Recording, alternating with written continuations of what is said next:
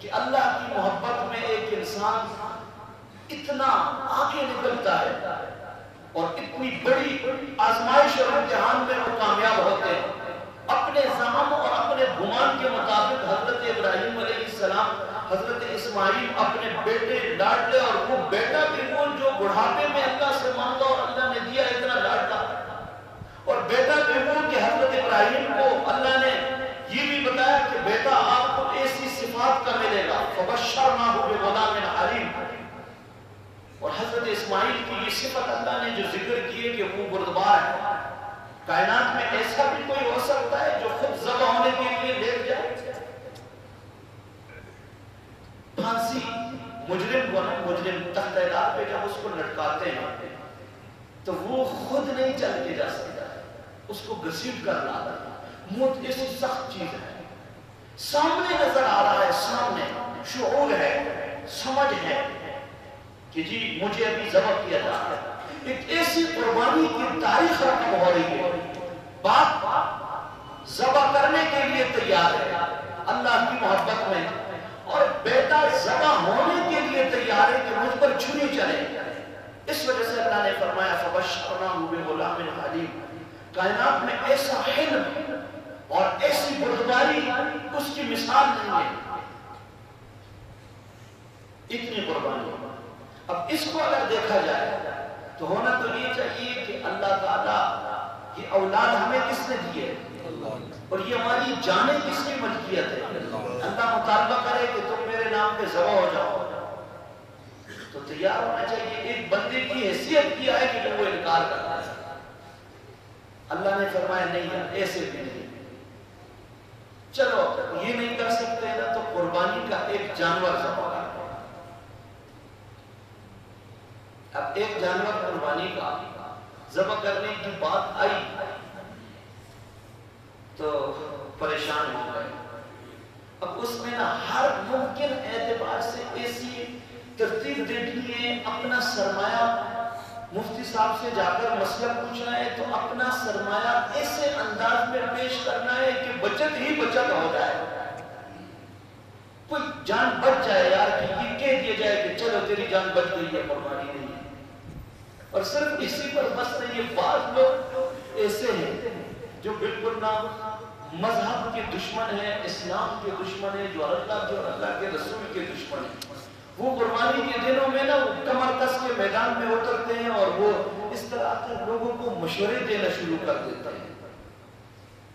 ہیں. لوگوں کو نہیں، وہ در حقیقت اللہ کو مشورے دینا چاہتے ہیں. ایسے نقطے اٹھا دیں گے کہ اتنے جانور ذبح ہوں گے تو یہ تو نقصان ہوگا. بھئی جانوروں کو کس نے پیدا کیا ہے اور انسانوں کو کس نے پیدا کیا ہے؟ اللہ نے. پھر اللہ ان کے بارے میں زیادہ بہتر جانتا ہے یا یہ خود ساختہ سکالر بہتر جانتے ہیں؟ اللہ بہتر جانتا ہے. آج تک کسی نے دیکھا کتوں کا کوئی ریوڑ ہو؟ آج تک کسی نے پہلے تو یہ بتائے دیکھا ہے کہ کتوں کو کوئی ذبح کرتا ہو؟ کتے بہت ذبح ہو رہے ہیں، اس وجہ سے کتے کم ہیں. بکریاں کتنی ذبح ہوتی ہیں؟ بکریاں بھئی ذبح ہوتی ہیں اور کتے ذبح نہیں ہوتے. پھر کیا ہوتا ہے کہ بکریوں کی تو ریوڑ ہے اور کتوں کے ریوڑ نہیں ہے. یہ کون ہے خالق؟ یہ قربانی کا حکم کس نے دیا ہے؟ اس اللہ نے دیا ہے. وہ جانتا ہے. کہتے ہیں کہ اتنے جانور ذبح ہوں گے. آج تک کہیں بھی تاریخ انسانیت میں یہ بات سامنے آئی ہے کہ یار قربانی کی وجہ سے جانوروں میں کمی آ گئی ہے، بازار سے گوشت ناپید ہو گیا ہے. ایسا کبھی سنا ہے؟ یہ اللہ کی قدرت ہے، یہ اللہ کی خالقیت ہے، یہ اللہ کی ملکیت ہے اور یہ اللہ کی اپنی حکمت ہے. اور اس قربانی کا تصور یہ صرف ادھر نہیں، امت مسلموں میں یہاں تو اللہ نے بڑا آسان کر دیا ہے. پہلی امتوں میں قربانی کا تصور کیا تھا جانور ذبح کرو اور وہ ایک کھلے میدان میں چھوڑ دو. کھا نہیں سکتے ہیں، کھا نہیں سکتے. جانور ذبح کریں، ایک تو یہ نقصان ہے کہ آپ نے ذبح تو کر دیا، اب اس کا گوشت کھانا کیا ہے؟ حرام ہے، ہاتھ نہیں لگا سکتے. یہ بھی اتنی پریشانی کی بات نہیں. اگلی جو بات وہ اس سے بھی زیادہ پریشانی کی ہے. جانور ذبح کیا، حاجی صاحب نے، فلاں صاحب نے، فلاں صاحب نے، اور اب یہ اس میدان میں انتظار ہے کہ جو قربانی قبول ہے تو آسمانی آگ آ کر اس کو جلاتی ہے، جو قبول نہیں ہے تو اس کو آگ۔ اب یہ جو رسوائی کا منظر ہے، 100 بندوں میں ایک کھڑا ہے، باقیوں کی قربانی کا جانور جل گیا اور ایک کی قربانی کا جانور جلا نہیں، وہ کتنا رسوا ہوگا۔ امت محمدیہ پر اللہ تعالیٰ نے کتنے انعام کیے۔ فرمایا کہ صرف یہ نہیں کہ آگ آ کر اس کو جلائے گی، یہ سلسلہ بند، صرف یہ بند نہیں، بلکہ فرمایا کہ اس میں سے کھاؤ اور کھانا تمہارے لیے باعث برکت ہے۔ روکا بھی نہیں، اس میں گرنا، کیڑے نکالنا، کوشش کرنا، کوشش کو کسی طرح بچ جائے گی نہیں۔ میں ایک بات آپ کی خدمت میں رکھنا چاہتا ہوں، آپ کو پوری طرح سمجھ آ جائے گا، اور یہ سبق ہے کہ میں اگلے ایک جمعے تک عید پر بھی انشاءاللہ دہراؤں گا۔ آپ مجھے یہ بتائیں کہ حضور علیہ السلام نے یہ بات سمجھنے کی ہے، حضور علیہ السلام نے اپنی زندگی میں کبھی بھی زکوٰۃ نہیں دی ہے۔ پریشان نہ ہو، پیغمبر نے پوری زندگی کوئی زکوٰۃ نہیں دی ہے، کیونکہ پیغمبر تو زکوٰۃ نہیں دیتا ہے، میرے لیے اور آپ کے لیے تو زکوٰۃ ہے۔ پیغمبر کے پاس جو کچھ آئے سارا دیتے ہیں، صاحب نصاب نہیں ہے، صاحب نصاب جو کچھ پیغمبر کو نیند نہ آئے، گھر میں کچھ رکھا ہوا ہے ابھی تقسیم نہیں کیا ہے تو پیغمبر کو نیند، تو پیغمبر نے زکوٰۃ نہیں دی ہے، کیونکہ پیغمبر صاحب زکوٰۃ کو صاحب نصاب دیتا ہے اور پھر اس پر سال گزرتا ہے، اس کے بعد جا کر دیتا ہے۔ پیغمبر تو مال اتنا رکھتے۔ اب ایک بات آپ ذہن میں رکھیں کہ حضور صاحب نصاب، بولے حضور صاحب نصاب نہیں تھے، لیکن اس کے باوجود کہ وہ صاحب نصاب نہیں ہے، حضور نے قربانی کبھی بھی نہیں چھوڑی۔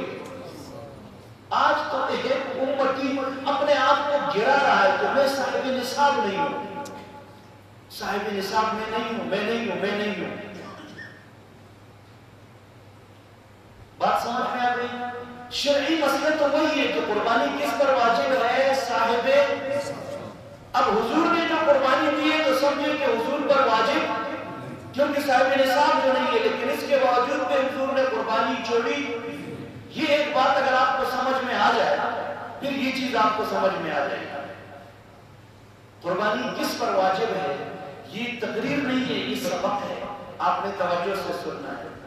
52.5 تولے چاندی کی مالیت کے بقدر، 52.5 تولے چاندی کی مالیت 2-3 دن پہلے میں نے پتہ کیا تھا تو بتا رہے تھے کہ 78,500، اور یہ قیمت گھٹتی بڑھتی ہے روزانہ کے حساب سے، تو آپ 80,000 سمجھے۔ کتنی؟ 80,000 روپیہ کسی کے پاس کیش ہے، نمبر ہے، یا 80,000 روپے کا کسی کے پاس زیور ہے، بات سمجھ میں آ گئی؟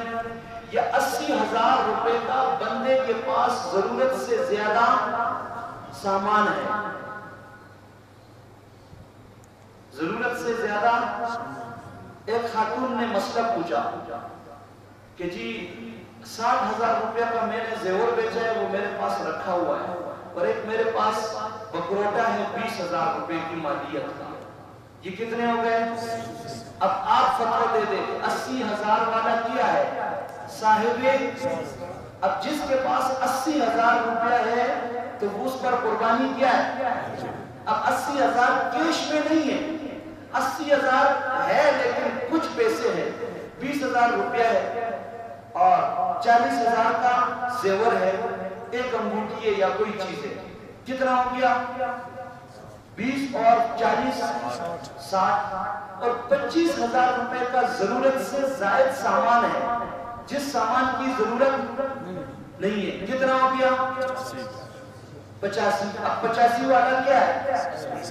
ایک آدمی کے پاس پیسے ہیں جی 5 لاکھ 10 لاکھ 15 لاکھ 20 لاکھ، لیکن 1-2 لاکھ روپیہ اس میں قرضہ دینا ہے، تو وہ شروع کرتا ہے کہ جی میں تو مقروض ہوں، میں 20 لاکھ والے کے اوپر اگر 2 لاکھ کا قرضہ ہے تو 20 لاکھ میں سے یہ 2 لاکھ نکالو، پیچھے کتنے بچ گئے؟ تو 18 لاکھ والا ہم کہیں گے کہ غریب ہے، یہ مقروض ہے۔ ایک بات یہ ذہن میں رکھ کے صاحب نصاب کون ہے ابھی سے ذہن میں رکھے اور ذہن بنائے. ایک دوسری بات، قربانی ہر شخص کے اوپر، قربانی ہر شخص، جیسے نا روزہ خاوند کے اوپر الگ فرض ہے اور بیوی کے اوپر، نماز خاوند کے ذمے الگ فرض ہے، بیوی کے ذمے، باپ کے ذمے الگ فرض ہے، بیٹے کے ذمے. بہت سارے لوگ یہ سمجھتے ہیں کہ اگر قربانی پورے گھر میں 2-4 بیٹے ہیں، 2-4 بہو ہے، ایک والدہ ہے اور ایک والد ہے، یہ سمجھتے ہیں کہ اگر ان سب نے نا ایک قربانی کر دی تو یہ کافی ہے. ایسا بات سمجھ میں آ گئی ہے؟ اگر بیوی اپنی جگہ صاحب نصاب ہے، آج کل کی کئی جگہ میں میرے مسئلہ پوچھتے ہیں تو وہ خاوند بیچارہ تو اس کی جان چھوٹ جاتی ہے کیونکہ وہ یا مقروض ہوتا ہے یا کوئی مسئلہ ہوتا ہے، لیکن بیوی کے پاس اچھا بھلا سونا، اور یہ مشہور کر دیا ہے کہ سونا 7.5 تولے ہو تو قربانی ہے، اس سے کم ہو تو بھائی یہ اس صورت میں ہے کہ ایک خاتون ایسی ہے یا ایک مرد ایسا ہے کہ اس کے پاس صرف سونا ہے اور سونے کے ساتھ 1 روپیہ بھی اضافی نہیں ہے، 1 روپیہ بھی نہیں ہے اور ضرورت سے زائد سامان بھی نہیں ہے، 1 روپیہ بھی نہیں ہے. پھر تو مانتے ہیں کہ جب تک 7.5 تولے نہ ہو تو اس وقت تک نہ زکوٰۃ ہے اور نہ قربانی.